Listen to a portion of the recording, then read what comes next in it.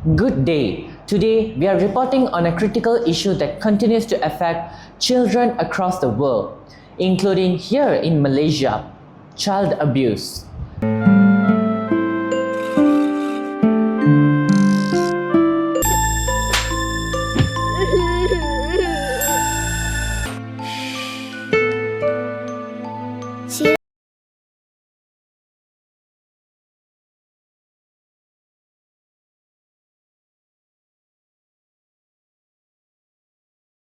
Child abuse refers to any action or failure to act by a parent, caregiver, or authority figure that results in harm, potential harm, or threat of harm to a child's physical, emotional, or psychological well-being. According to UNICEF, millions of children globally experience abuse every year, many of which remains hidden due to fear, stigma, or lack of awareness. Understanding the different types of child abuse is essential in identifying and preventing it. There are four main types: physical abuse, emotional abuse, sexual abuse, and neglect. Firstly, physical abuse. This is the most visible form of abuse and involves the intentional use of physical force that results in injury or harm. Examples include hitting, kicking, slapping, burning, or shaking a child. While some caregivers may claim these actions are form of discipline, physical abuse crosses the line when it causes injury, fear, or trauma. In many cases, children who experience physical abuse may develop fear towards the adults and may struggle with the trust and emotional security. Secondly, emotional abuse, also known as the psychological abuse. This form of abuse is less visible but equally damaging. It involves behaviors such as constant criticism, humiliation, rejection, threats, or ignoring child's emotional needs. For example, a caregiver may frequently insult a child, compare them negatively to others, or make them feel unwanted. Over time, this can severely affect a child's self-esteem, confidence, and emotional development. Unlike physical abuse, emotional abuse does not leave visible scars, making it harder to detect, but its impact can last a lifetime. Thirdly, sexual abuse. This refers to any situation where child is involved in sexual activities that they do not fully understand, cannot consent to, or are not developmentally prepared for. This includes inappropriate touching, exploitation, or exposure to sexual content. Sexual abuse is one of the most serious forms of abuse, and victims often experience long-term psychological trauma, including anxiety, depression, and trust issues. Due to stigma and fear, many cases go unreported, especially when the abuser is someone known to the child. Lastly, neglect. Neglect occurs when a caregiver fails to provide the basic needs required for a child's development. This includes lack of proper food, shelter, clothing, education, medical care, and emotional support. For instance, a child who is constantly hungry, poorly dressed, or left alone without supervision may be experiencing neglect. Although neglect may not always be intentional, its effects can be just as harmful as other forms of abuse, leading to poor physical health, developmental delays, and emotional difficulties. It is important to understand that these forms of abuse do not always occur separately. In many cases, a child may experience more than one type at the same time. For example, a child who is physically abused may also suffer emotional abuse, and neglected child may also experience psychological harm. Furthermore, cultural beliefs and Social norms can sometimes make it difficult to recognize abuse. In certain situations, strict discipline or harsh parenting may be seen as acceptable even when it causes harm to the child. This highlights the importance of awareness and education in distinguishing between discipline and abuse. Recognizing these different types of abuse is the first step to prevention. When individually understand that constitute abuse, they are more likely to identify warning signs and take appropriate action. In the next segment, we will explore how teachers who interact with children on a daily basis can identify possible signs of abuse within the school environment.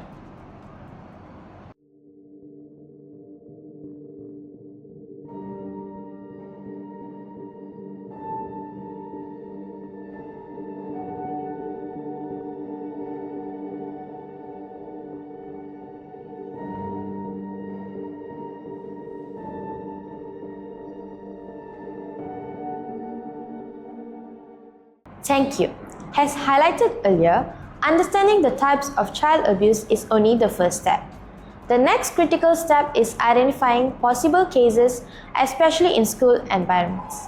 Teachers play a vital role in this process, as they interact with students on a daily basis and are often the first adults outside the family to notice changes in a child's behavior.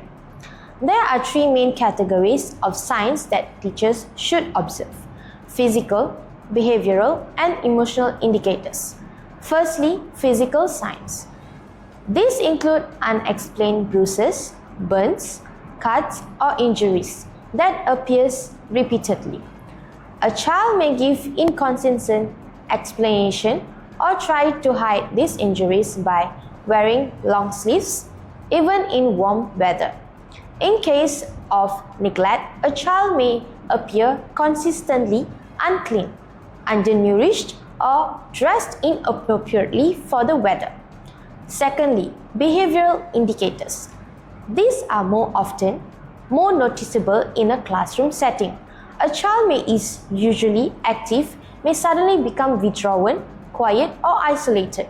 On the other hand, some children may display aggressive or disruptive behavior, which could reflect stress or exposure to violence. Teachers may also observe a sudden drop in their academic performance, lack of concentration, or frequent absentees. Thirdly, emotional signs. A child experiencing abuse may appear fearful, anxious, or overly cautious, especially around adults. They may show low self-esteem, avoid eye contact, or seems excessively eager to please someone in order to punishment. However, it is important to note that not all unusual behavior indicates abuse. Children naturally go through developmental changes. For example, mood swings, shyness, or temporary academic struggles may be part of normal growth. The key difference lies in patterns and consistency. Normal developmental behavior is usually temporary and situation-based. In contrast, signs of abuse tend to be persistent, extreme, or worsening over time. According to the Ministry of Education Malaysia, teachers are encouraged to observe patterns rather than isolated incidents. For example, one bruise may be accidental, but repeated injuries combined with fear or withdrawal may indicate a deeper issue. Teachers should also be considered to the context. If a child shows signs of distress across multiple situations in class, during social interactions, and in emotional response, it may suggest a more serious concern. Importantly, teachers should not attempt to investigate or accuse. Instead, they should document observation carefully, provide a safe and a supportive environment, and report concerns through proper school channels. By observing observant, patient, and responsible, teachers can play a crucial role in early detection and protection of children. Next, we will examine real-life cases in Malaysia and explore the underlying causes of child abuse. Faster, do properly.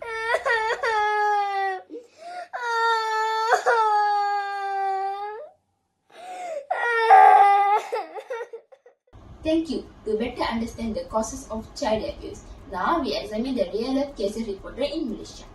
According to Free Malaysia, today a recent case involved two babysitters who were jailed for abusing two infants under their care. The babies were subject to physical harm, including being handled roughly and injured. This case highlights how caregiver stress, lack of proper training, and poor emotional control can lead to abuse, especially when dealing with very young children who require constant attention.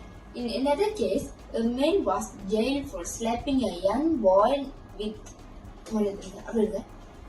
In another case, a man was jailed for slapping a young boy over a puncture tire. This situation escalated due to anger and frustration, resulting in physical harm to the child. This reflects impulsive behavior and poor anger management, where an adult reacts violently instead of responding calmly. In a third case, a teacher was charged with sexually assaulting a student. In a third case, a teacher was charged with sexually assaulting a student. This case demonstrated the misuse of authority and the exploitation of power over a vulnerable individual. From this case, we can identify several key causes of child abuse. Firstly, environmental factors. These include family stress, financial difficulties, and lack of social support and high-pressure environments. Caregivers who are overwhelmed may struggle to manage their emotions, increasing the risk of abusive behavior. Secondly, lack of parenting knowledge or skills. Some individuals may not understand child development and may have unrealistic expectations of children, leading to frustration and harmful response. Thirdly, the misuse of authority and power imbalance. Children are naturally dependent on adults, making them vulnerable to this imposition of control. In addition, biologically factors also play a role.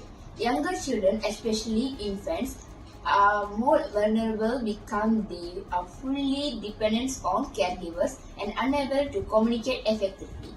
A child's temperament, such as being highly active or difficult to soothe, may also increase stress for caregivers. However, experts emphasize that biological factors alone do not cause abuse. Environmental factors have a stronger influence as they shape the caregiver's behavior and response. In most cases, abuse occurs when multiple risk factors are present at the same time. Next, we will explore the impact of child abuse on a child's development.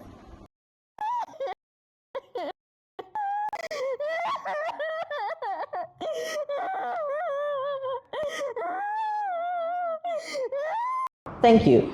Child abuse does not only affect a child in the moment, its effects can extend until their further development and even until adulthood. To fully understand its seriousness, we must examine how it impacts different areas of a child's growth. These impacts are commonly categorized into four main domains: cognitive, emotional, social, and physical development. Firstly, cognitive development. This refers to a child's ability to think, learn, concentrate, and solve problems. Children who experience abuse often face difficulties in school because their brains are focused on survival rather than learning. They may struggle with attention, memory, and understanding new information. As a result, their academic performances may decline and they may lose interest in education altogether. For example, a child who is constantly anxious or fearful may find it difficult to concentrate during lessons. Instead of focusing on schoolwork, they may be worried about what will happen next.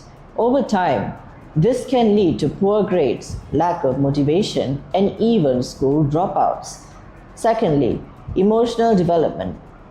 This is one of the most severely affected areas. Children who are abused often experience intense emotions such as fear, sadness, anger, and even confusion. They may develop anxiety, depression, or feelings of worthlessness. In many cases, these children blame themselves for the abuse, believing that they are the cause of the problem. This can result in extremely low self-esteem and a negative self-emotions. They may also have difficulty expressing their emotions in a healthy way, leading to emotional instability. Thirdly, social development. Healthy social development allows a child to build friendships, trust others, and interact confidently. However, abused children often struggle in this area. They may find it difficult to trust people, especially adults, because their trust has been broken. Some children may withdraw from social interactions, preferring to isolate themselves. Others may display aggressiveness or disruptive behavior, as they may imitate what they have experienced or use aggression as a defensive mechanism. This can affect their relationship with peers and teachers, making it harder to feel accepted and supported in school. Fourthly, physical development. Physical abuse can result in visible injuries such as bruises, fractures, and burns.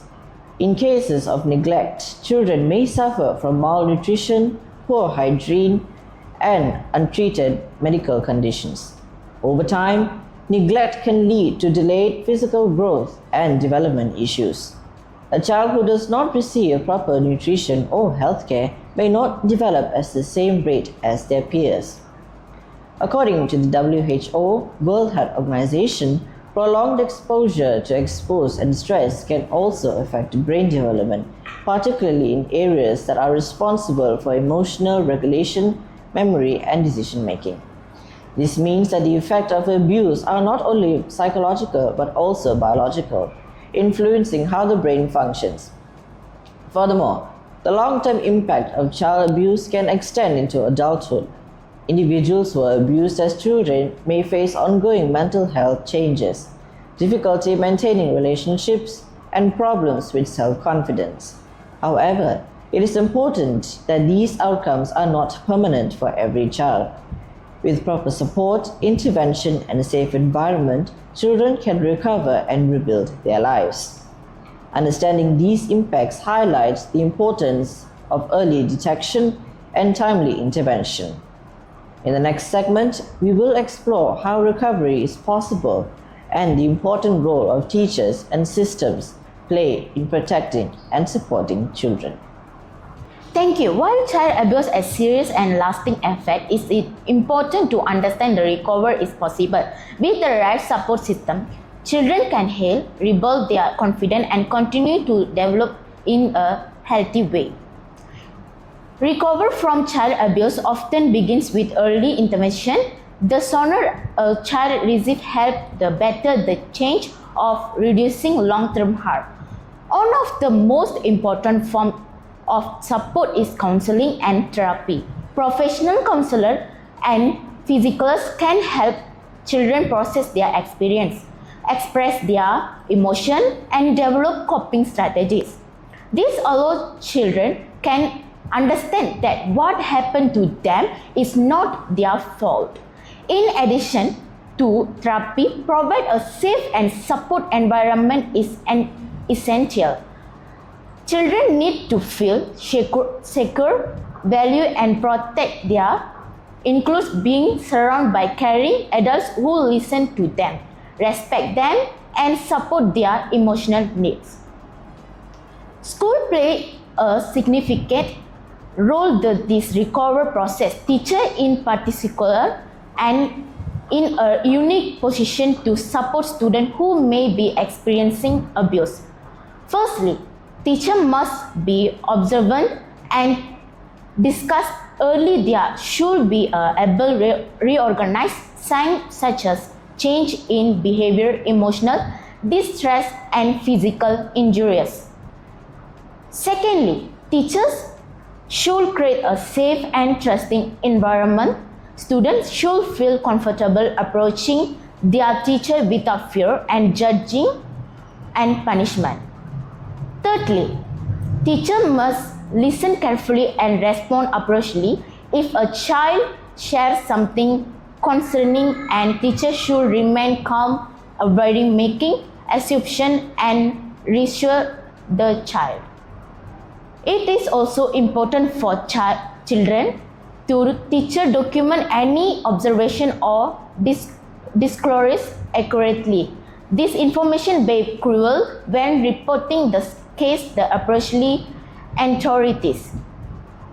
Teacher must follow proper reporting process rather than handling the situation alone. This ensures the training professional can intervene and provide the necessary support. Beyond the role of teacher, improvement at the system level also necessary effectively address child abuse. One key improvement is increasing awareness. Many causes of abuse and go unreported because people are unaware of the sign and unsure how to respond. Public education campaign and help communities understand the seriousness of child abuse and encourage reporting. Another important area is training. Teachers, caregivers, and child care workers should receive proper training and child protection, behavior management, and emotional support. This can reduce the risk and abuse, improve early detection. Strong laws and enforcement are also entail clear policies and strict consecution of offense and can act as a deterrent and ensure justice for victims. Organizations such as Ministry of Human, Family and Communities Development and UNICEF plays an important role in promoting child protection, provide support services, and raising awareness. Finally, collaboration is key. Protecting children requires and cooperation between schools, families, communities, and government agencies. In conclusion, while child abuse is a serious and complex issue, it is not impossible to overcome. Throughout early intervention, strong support system, and collection responsibility, we can ensure that every child has the opportunity to grow in a safe and nurturing environment.